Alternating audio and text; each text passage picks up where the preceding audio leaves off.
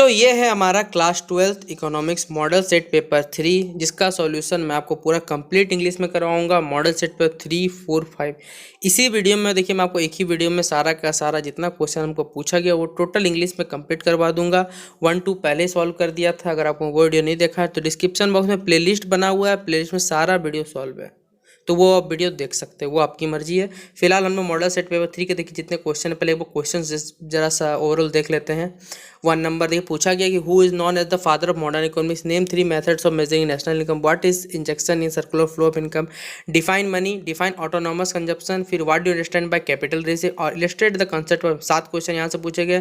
फिर short answer बच्चों कुछ पूछा हुआ कि describe the external sector of the money from the point of view of economics, फिर what is the difference between trade surplus and trade deficit, फिर illustrate the concept of capital goods with example, फिर what do you understand by double coincidence of wants, illustrate with example, फिर what is the difference between x anti consumption and x post consumption, ठीक है। फिर what is public good, how it is different from private group good sorry. फिर what is balanced of trade and what is type. फिर section C है जो हमारा वो long answer type है। डिफाइन द फॉलोइंग है, जीडीपी है, depreciation है, कंज्यूमर गुड है, कैलकुलेट करना आपको नेशनल इनकम।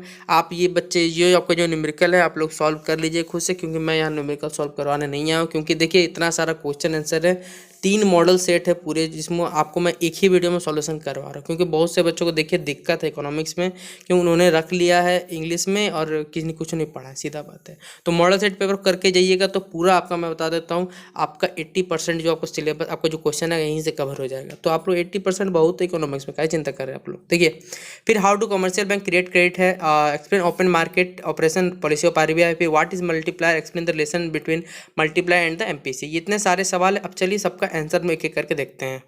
तो देखिए क्वेश्चन नंबर 1 ऑब्जेक्टिव है, फादर ऑफ इकोनॉमिक्स कहा जाता है, मॉडर्न इकोनॉमिक्स कहा जाता है। आप सभी बच्चों को आता होगा ये क्वेश्चन, मैं आप सभी बच्चों के लिए छोड़ता हूँ, आता है मुझे भी है लेकिन बताऊंगा नहीं, आप लोग खुद तो थोड़ा दिमाग लगाइए और आंसर कमेंट बॉक्स में आप ही लोग बताइएगा, ठीक है। मैं आपको जितना हार्ड क्वेश्चन है सारा बताता हूँ। क्वेश्चन नंबर 2 था हमारे, यहाँ तक मुझे याद है कि वेरियस टाइप्स ऑफ शायद नेशनल इनकम पूछा गया था, कितने तरीके से हम नेशनल इनकम निकाल सकते हैं। तो वैल्यू एडेड मेथड है, एक इनकम मेथड है, एक एक्सपेंडिचर। देखिए क्वेश्चन नंबर ऊपर लिखा हुआ है, ठीक है, क्वेश्चन तो आपको देख लीजिएगा वहाँ से। फिर 3rd नंबर हमारा इंजेक्शन के बारे में पूछा। Injection refers to the introduction of income into the circular flow. बस यहीं तक लिखना है, इससे ज़्यादा मत लिखिएगा, जितना बताते जाओ उतना ही करिएगा, एक्स्ट्रा दिमाग नहीं लगाइएगा, सीधा बात है। फिर शायद क्वेश्चन नंबर 4 हमारा मनी था, तो मनी का यहाँ से यहाँ तक पूरा डेफिनेशन लिख दीजिएगा, ठीक है। फिर क्वेश्चन नंबर 5 ऑटोनोमस कंजप्शन क्या होता है, तो यहाँ से लेकर यहाँ तक लिख दीजिए इनकम तक। Autonomous consumption is the minimum consumption expenditure that individual incurs irrespective of his income, ठीक है। यहाँ तक क्वेश्चन नंबर 5 हो जाएगा। फिर क्वेश्चन नंबर हमारा 6 का आंसर कैपिटल रिसिप्ट क्या होते हैं, तो यहाँ तक लिख दीजिएगा, एसेट्स तक, बस हो जाएगा खत्म आंसर इसका, ठीक है। फिर क्वेश्चन नंबर 7 है कि इम्पोर्ट एक गुड और अच्छा सर्विस है brought in other country that was produce into another, ठीक है। तो ये यहाँ तक लिख सकते हैं आप, ये क्वेश्चन नंबर 7 का, क्योंकि यहाँ तक सारा ऑब्जेक्टिव है, 2 नंबर सवाल, ज़्यादा बड़ा नहीं लिखना आपको। फिर आप ये लिख सकते हैं, ये क्वेश्चन नंबर 8 का आंसर आप यहाँ से यहाँ तक लिख सकते हैं, ठीक है, क्वेश्चन नंबर 8 के लिए। फिर क्वेश्चन नंबर हमारा 9 था, ठीक है, ट्रेड सरप्लस क्या होता है, तो आप क्या करिएगा, यहाँ से लेकर आप कहाँ तक लिख दीजिएगा, यहाँ तक लिख दीजिएगा, बस आपको इतना ही करना है, ठीक है। अगला क्वेश्चन नंबर 10 हमारा एक्स एंटी इन्वेस्टमेंट, और ये 12 नंबर का आंसर, सॉरी 10 वो छूटिए आपको, देखिए यहाँ पर नीचे होगा आपका आंसर। 10 नंबर का आंसर यहाँ है हमारा 11। तो चलिए पहले 10 नंबर ही देख लेते हैं। देखिए पहले 10 नंबर कैपिटल गुड्स को गुड्स क्यों जाता है, तो देखिए यहाँ से आपको क्या करना है, ये पूरा यहाँ तक आंसर लिख दीजिएगा, ठीक है, हो जाएगा आंसर आपका। फिर अगला जो हमारा 11 नंबर सवाल है, डबल कोइंसिडेंस ऑफ वांट्स, ये पूरा लिखना पड़ेगा आपको। दोहरी क्या डबल क्या 2 बार गिनने से क्या होता है, ये दिक्कत आती है, ये 11 नंबर का आंसर हो जाएगा।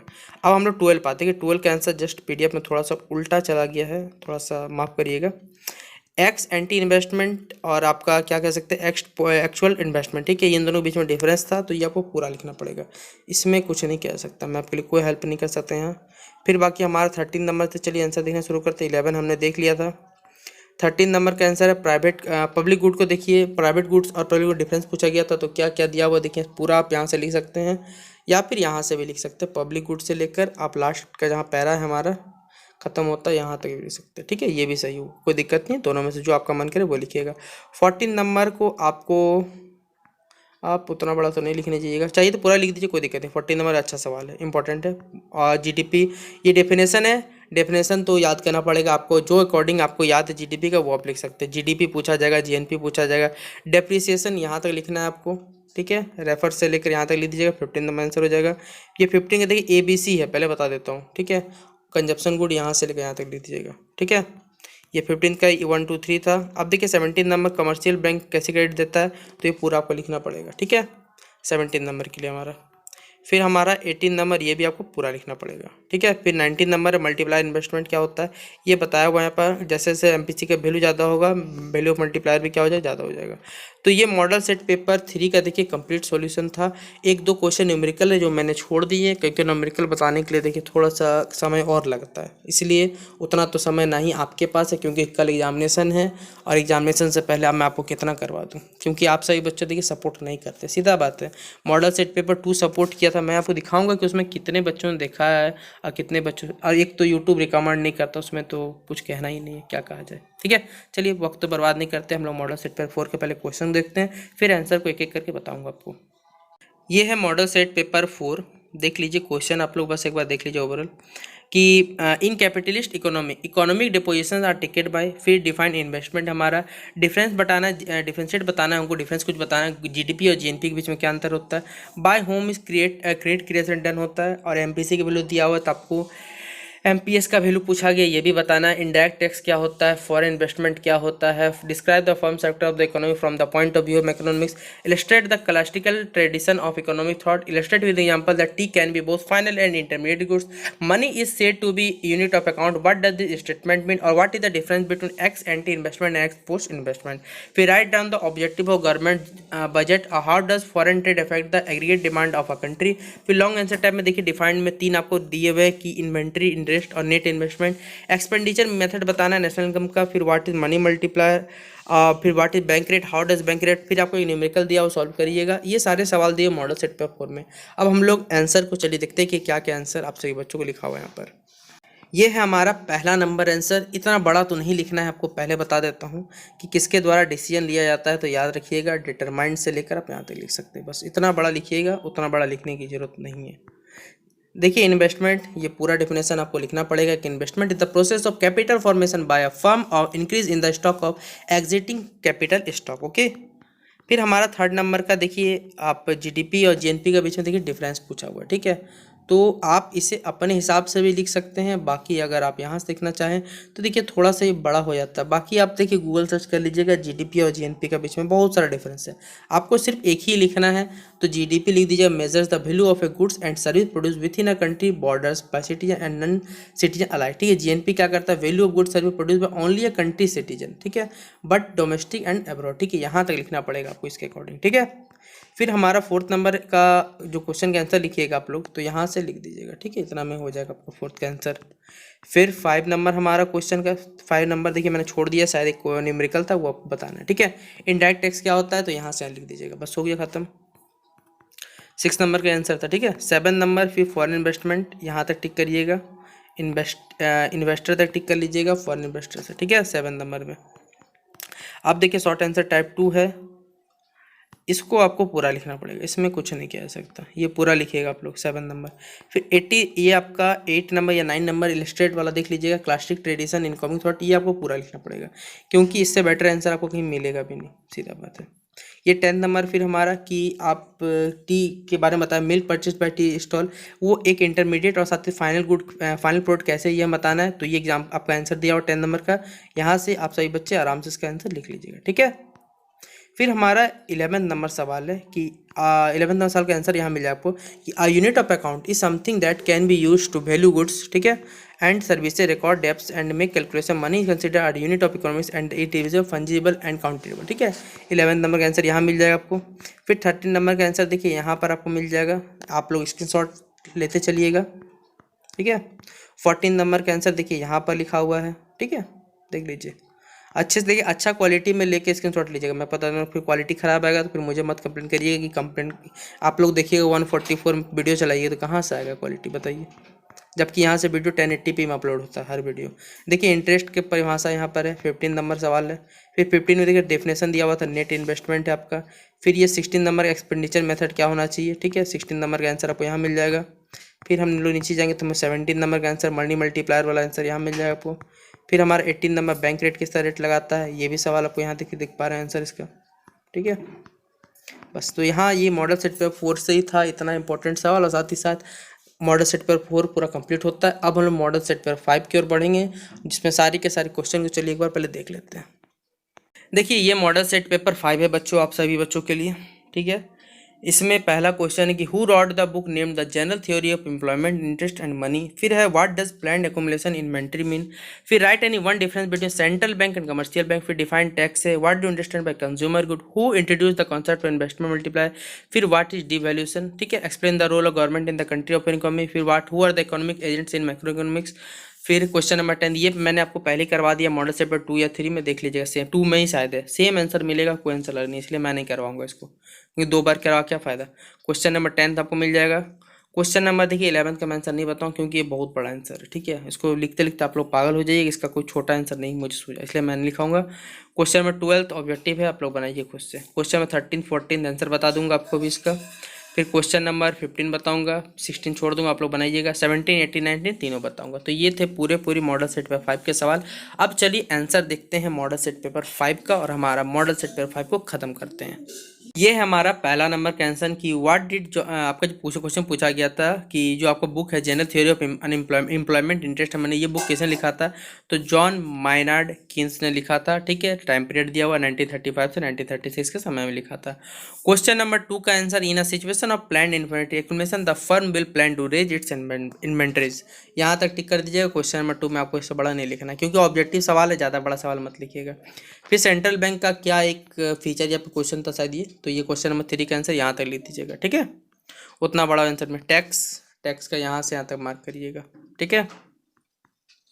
कंज्यूमर गुड यहाँ से यहाँ तक लिखिएगा, ठीक है। 5 नंबर हो जाएगा हमारा सवाल यहीं पर ख़त्म। फिर 6 नंबर उतना बड़ा नहीं लिखना है, सीधा बात यहाँ तक लिखिएगा। RF कैन कह सकते हैं, इतना बड़ा लिख दीजिएगा, हो गया ख़त्म। क्वेश्चन में 7 का आंसर डिवोल्यूशन यहाँ तक लिखिएगा, ठीक है। वैल्यू तक लास्ट का, जो ब्लैक पेन से आपको ब्लैक मार्क किया हुआ है वहीं तक लिखना है, एक्स्ट्रा मत लिखने चाहिएगा। फिर क्वेश्चन हमारा 8, ये पूरा लिखना पड़ेगा आपको कि role of government in economy क्या होता है, इसमें कोई छोटा नहीं कह सकता। क्वेश्चन नंबर 10 भी इंपॉर्टेंट है, ये भी पूरा लिखना पड़ेगा आपको, ठीक है। क्वेश्चन नंबर 10 देख लीजिए, स्क्रीनशॉट लेके रख लीजिएगा। क्वेश्चन नंबर 13 हमारा यहाँ से यहाँ पूरा आंसर दिया हुआ है, देख लीजिएगा इसको भी, ठीक है। The benefits of public can be easily enjoyed by everyone. Question number 14, export import के बीच में इनविजिबल टर्म कहा जाता है, पूछा इकोनॉमिक्स में हमारा पूछा हुआ है कि which items are called invisible terms items, या फिर तो एक्सपोर्ट इंपोर्ट को क्या कहा जाता है, इनविजिबल आइटम कहा जाता है किसी भी सर्विस से। तो 14 नंबर का आंसर आपको यहाँ मिल जाएगा पूरा। 15 का ये डायग्राम नहीं बना है, डायग्राम मत आइएगा, यहाँ से यहाँ तक पूरा आपको लिखना है, ठीक है। 15 नंबर का आंसर हो जाएगा आप सभी बच्चों का। सेंट्रल बैंक का फंक्शन क्या क्या है, तो आप लोग पूरा नहीं लिखे तो कोई दिक्कत नहीं है, ऐसे मुझे यहाँ तक लिख दीजिएगा तब भी ठीक है। चलिए 17 नंबर खत्म होता है यहाँ पर। 18 नंबर ये आपको पूरा लिखना पड़ेगा, देख लीजिए आंसर अच्छे से। 18 नंबर स्क्रीनशॉट लेकर रख लीजिएगा, 18 नंबर पूरा करिएगा। पैराडॉक्स ऑफ थ्रिफ्ट, ये एक अच्छा सवाल है, लॉन्ग आंसर टाइप है, पूरा लिखिएगा जितना बात यहाँ कहा गया कि द पैराडॉक्स ऑफ थ्रिफ्ट, ठीक है, is an economic theory that argues that personal savings can be detrimental to all overall economic growth. It is based on a circular flow of the economy in which current spending drives future spending. It calls for a lowering of interest rates to boost spending levels during an economic recession. ठीक है, तो question 19 नहीं होता है, और model set paper 1 से लेकर 5 तक हमारा खत्म होता है। अब मैं आपको दिखाता हूँ कि मॉडल सेट पेपर टर्म 1 का और टर्म 2 का जितना इंपॉर्टेंट है वो मिलेगा कहाँ। चलिए एक बार देख लेते पहले। ये मेरा चैनल है, ठीक है, होम पेज देख सकते हैं, ऐसा इंटरफेस शो करेगा। पहले तो प्लेलिस्ट जाइएगा, प्लेलिस्ट में देखिए यहाँ पर, ये देखिए प्लेलिस्ट क्लास 12 प्लेलिस्ट है यहाँ पर। आप देखिए अभी तक जितने कराया हूँ क्लास 12 जितना इंपॉर्टेंट है वो करा दिया है। पहले का अगर वीडियो चाहिए आपको इकोनॉमिक्स का, ठीक है, तो ये देखिए सातों के सातों यहाँ पर आपको टोटल मिल जाएगा। टर्म 1 का ये सॉल्यूशन है, कंप्लीट करवाया हुआ। टर्म 1 आपको हिंदी में करवाया हुआ क्योंकि इंग्लिश करवाने में बहुत समय लगता है। क्लास 12 इकोनॉमिक्स मेरा देख यहाँ वीडियो सेक्शन है, यहाँ पर आप देख लीजिए सारा का सारा यहाँ वीडियो आपको मिल जाएगा। जैकबोर्ड क्लास 12, आप सभी बच्चों ने कितना अच्छा रिस्पॉन्स किया वो भी अब दिखाते चलता हूँ। देखिए इकोनॉमिक्स का 198 व्यू, ठीक है। हिस्ट्री का ये आपका कंप्लीट, देखिए इंग्लिश वाला मैं आपको दिखाता हूँ कि जिसमें कितने व्यू गए। 369 व्यू 2 डेज में गया, ठीक है, 2 दिन पहले का व्यू है 369। पूरा model set paper English complete है, 8 मिनट 22 सेकंड का वीडियो है जिसमें सोचिए मात्र इतना व्यू। अब वही मॉडल सेट पेपर 1 भी आपको दिखाता हूँ कि उसमें कितना व्यू गया था मेरा, ठीक है, क्योंकि वो पूरा कंप्लीट मैंने आपको इंग्लिश में सॉल्व करवाया था। देखिए ये है आपका मॉडल सेट पेपर 1 जिसमें 3.1 के व्यू गए हैं बस। अगर बाकी जाके एज कम्पेयर किसी यूट्यूबर से कंपेयर करिएगा तो बहुत ही कम है, क्योंकि वहाँ 64,000 65,000 व्यू है, यहाँ बस 3.1 के व्यू है। चलिए मुझे व्यू से ही मतलब नहीं है, लेकिन आप लोग इतने तो नहीं है कि झारखंड में सिर्फ 3.1 बच्चे ही इंग्लिश लिए हुए, तो आप लोग शेयर करिएगा नहीं। अगर आप लोगों ने आज की इस वीडियो में मॉडल सेट 3 4 5 में अगर एक दिन में 3 के व्यू कर दिया तो आपको बोल देता हूँ कि रात के 9 या 10 बजे तक, ठीक है, मॉडल सेट पेपर 1 2 3, ठीक है, सिर्फ 1 2 3, क्योंकि 5 तो सॉल्व नहीं कर पाऊंगा, उतना समय नहीं रहेगा मेरे पास भी। आपको MCQ वाला टोटल इंग्लिश में करवा दूंगा, क्वेश्चन भी आंसर भी, अगर आपने सपोर्ट किया तो ही, अदरवाइज कुछ नहीं करने जाऊंगा, बिना फालतू मेहनत नहीं। तो अब आप लोग पे डिपेंड करता है। तो बस आज की इस वीडियो में इतना ही। आशा करता हूँ कि आप सभी बच्चों के एग्ज़ाम अच्छे से दीजिएगा। अगर एग्ज़ाम अगर आपका अच्छा जाता है तो कमेंट बॉक्स में ज़रूर बताइएगा कि हाँ सर आपकी वजह से हमारा एग्ज़ाम अच्छा गया। बाकी आपको कुछ करना नहीं जरूरत है, मत करिएगा जाइए वीडियो को लाइक शेयर कुछ भी मत करिए। एग्ज़ाम अच्छा जाएगा तो बहुत मेरे लिए बहुत अच्छा बात है। ठीक है, चलिए मिलते हैं अपने अगले वीडियो पे।